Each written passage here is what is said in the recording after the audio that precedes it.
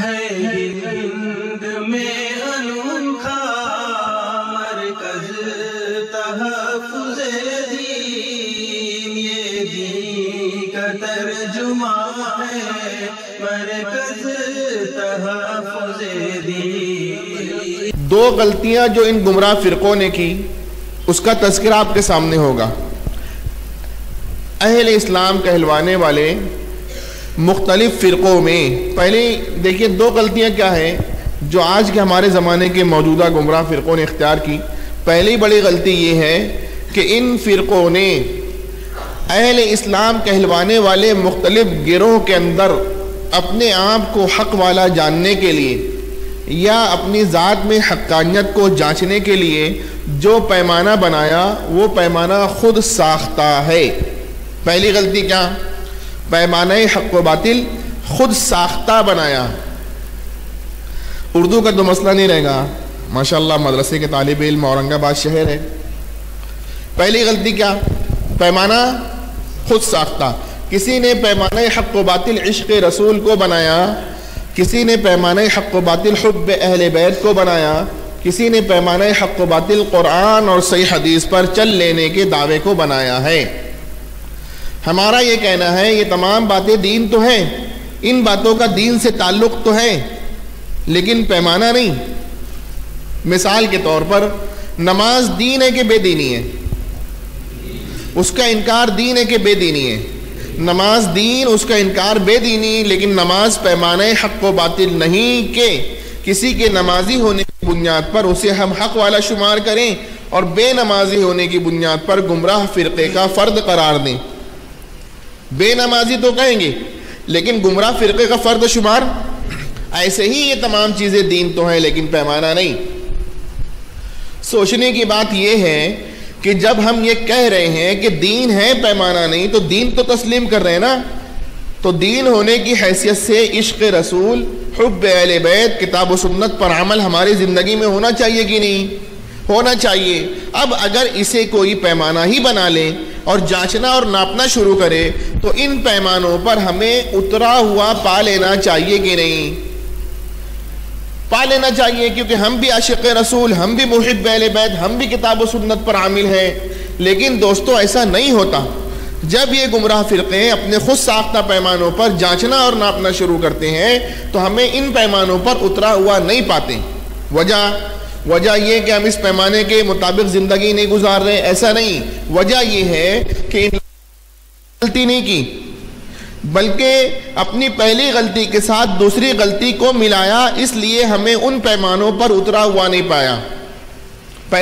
پہلی غلطی کیا تھی؟ پیمانہ خود ساختہ۔ دوسری غلطی یہ کہ اپنے خود ساختہ پیمانوں پر اترنے کا انداز بھی خود ساختہ اپنایا، اس لیے ہمیں نہیں پایا۔ اپنے پیمانوں پر، اپنے خود ساختہ پیمانوں پر اترنے کا انداز بھی خود ساختہ اپنایا، اس لیے نہیں ہمیں پایا وہاں پر۔ مثال کے طور پر ابھی آئندہ مہینہ کون سا ہے؟ ربیع الاول۔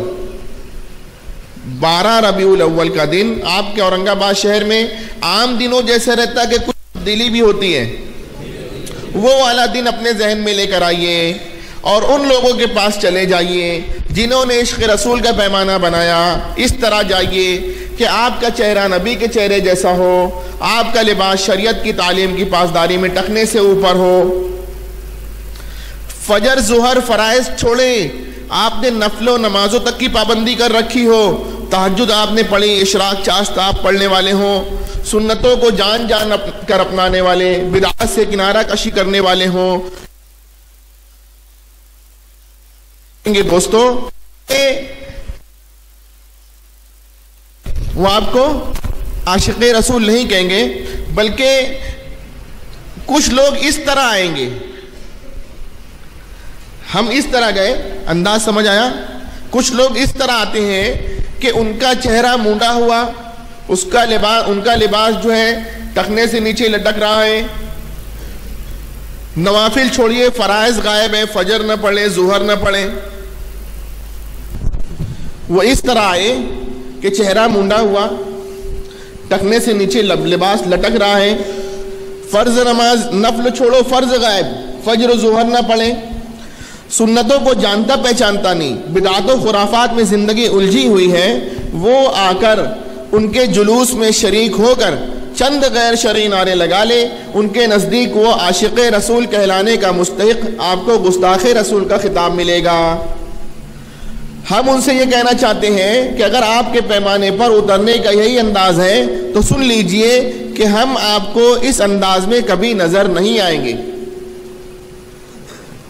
کچھ لوگوں نے حب اہل بیت کا ڈھونگ رچایا ہے، ان کو جانتے کہ نہیں آپ لوگ؟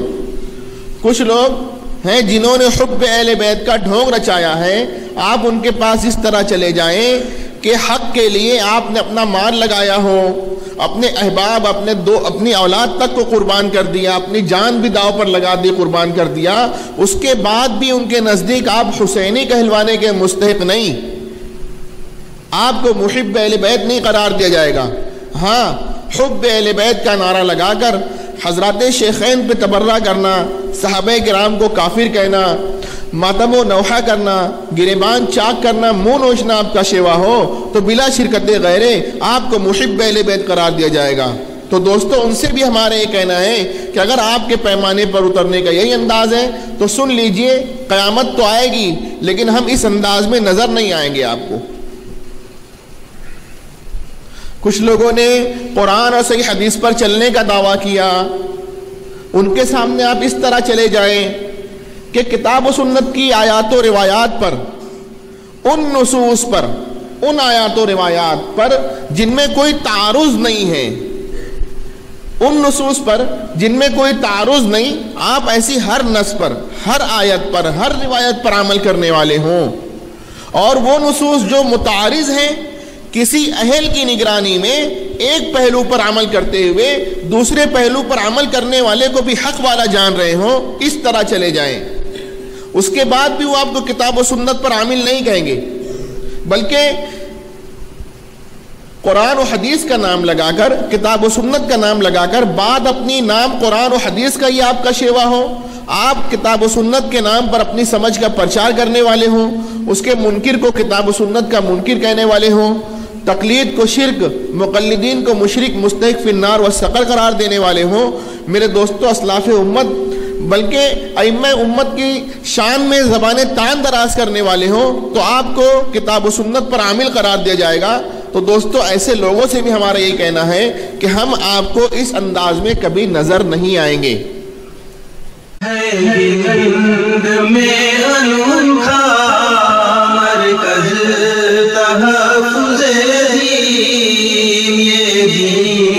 ترجمہ ہے مرکز